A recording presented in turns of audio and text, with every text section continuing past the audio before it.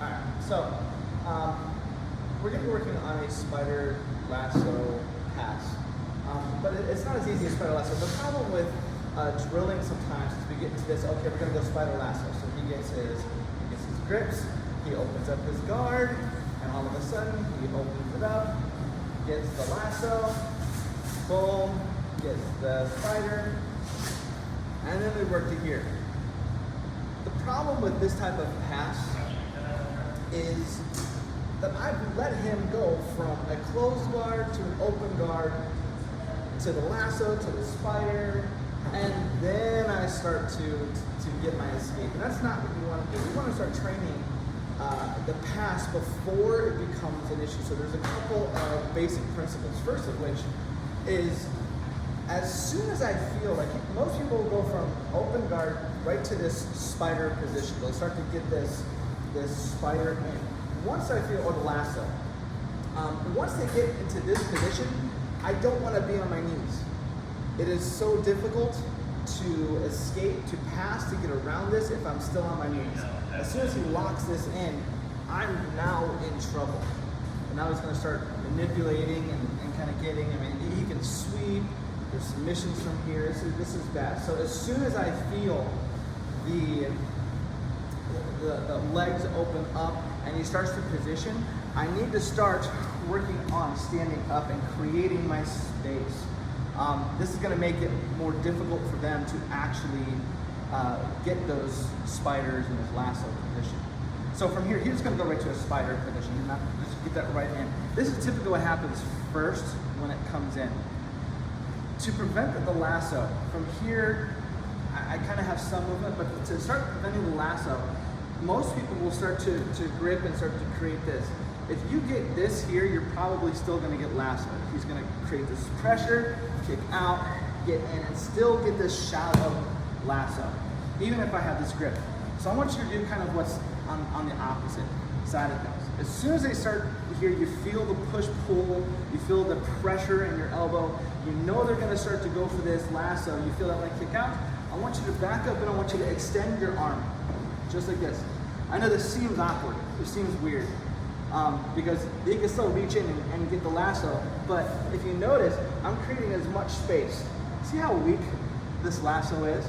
It's very, very weak. This allows me to clear this hand underneath, and then if you start to pull in, my hand is already on this side, already on the side of the leg. See, already on the side. So now I've already cleared my hand, and I'm creating this pressure. Most likely, what's going to happen here, because I start to grip his knees, is he's going to let go to re-grip. He wants to re-grip this sleeve. So as he lets go, boom, that's when I step out, and then you just do a basic tornado pass and start taking the back, okay? So again, we're going to do this step by step. We're here. I don't want you to get in the habit of letting them sink everything in before you start your escape. Don't want that. You want to get in the habit. As soon as you're here, you're starting to pull. You notice he starts to open up here, already up, and I'm extending this arm. I'm trying to back up. I don't want to be in and on top of him. I want to back up and get here. Now once he starts to go, this sinks right underneath. My hand's already on this side, and I start to grip, and now I start to move in. As soon as he goes to re-grip, I let this go, pass it out, and then now I secure my side control position. Does that make sense?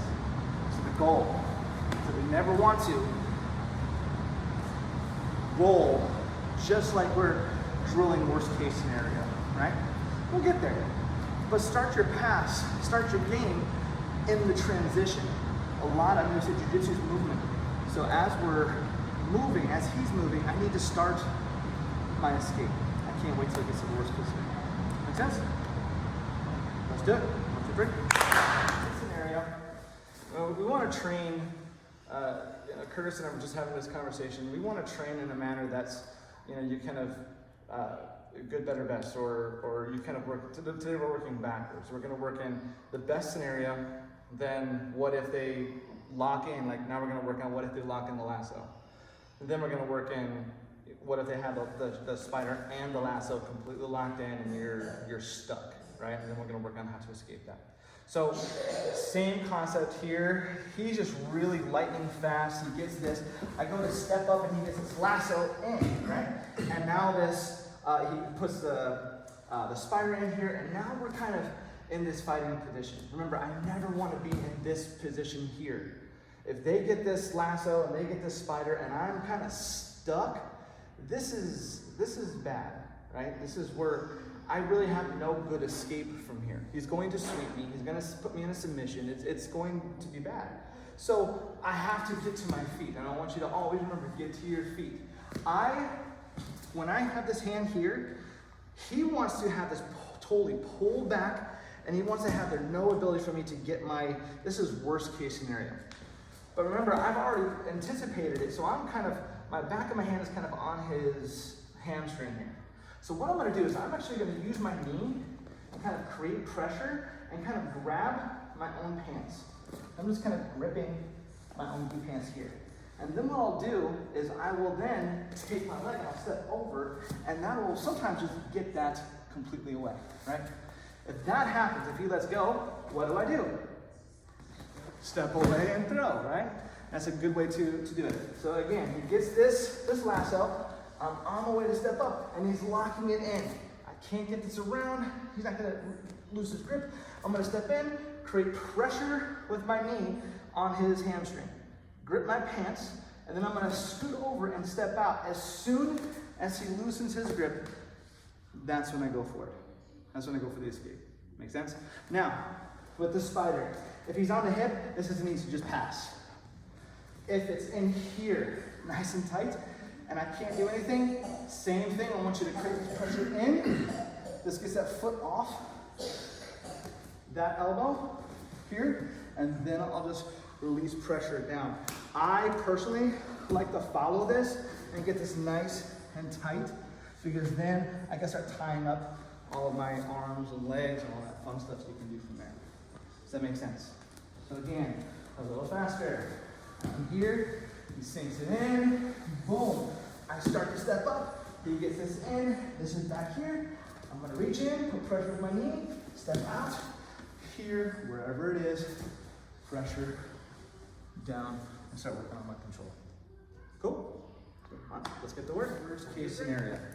You're late to the game, you're late to the ball, you don't stand up, and they establish a good deep, see how deep this is? See how his elbow is really tucked? He's using his lats, and it's hard for me to even get this around. I can't, this is sunk in. Then he establishes his spiral. Now I'm really kind of up a creek, right? This is where he's really gonna start inflicting his will. But there's a way out of it. There's always a way out of it, okay? So I'm still gonna stand up, because again, if I stay down, he's gonna be able to do what he wants. He's gonna sweep, he's gonna do whatever. It's just gonna be bad, right? So I'm gonna step up, and I'm gonna make sure I have this good position.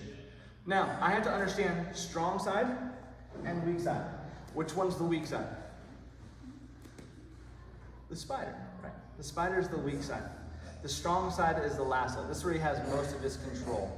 And he's really gonna start, kind of going for some different things. So I have to start taking this away.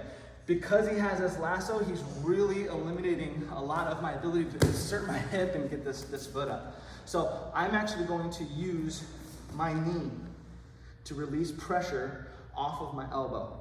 Once I release it, this hand comes underneath, and then now once we're here, I'm gonna step back and press this down. Once it's pressed down, I'm just gonna shoot across and then move around. So I'm systematically going for the weak, then going to the strong. And again, this is worst case scenario. I have a lot of work to do here.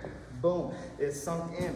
When I can see the palm of my hand and he's really tucked in, when I see the elbow down to the ground, now I have a big problem. So, dig your knee in, boom, right here, start creating this pressure, and now I'm pulling. Once I pull, I'm able to sink this underneath, break that grip. Once I broke the grip, this comes right here, and I start applying pressure down, and see how I'm just starting to step over and pass it? Once I pass, the pressure, and then recover into side control, or worse, you can go to mount, you can take back from there, and you can do whatever, Okay? This little pressure from worst case scenario, here, step up, knee digs into the back of the hamstring and I tie it in, circle it around. He has no grip here, none. This comes here and I'm just using my body and I'm passing it. Pass. Does that make sense? All right, let's get to work. 1, 2, 3.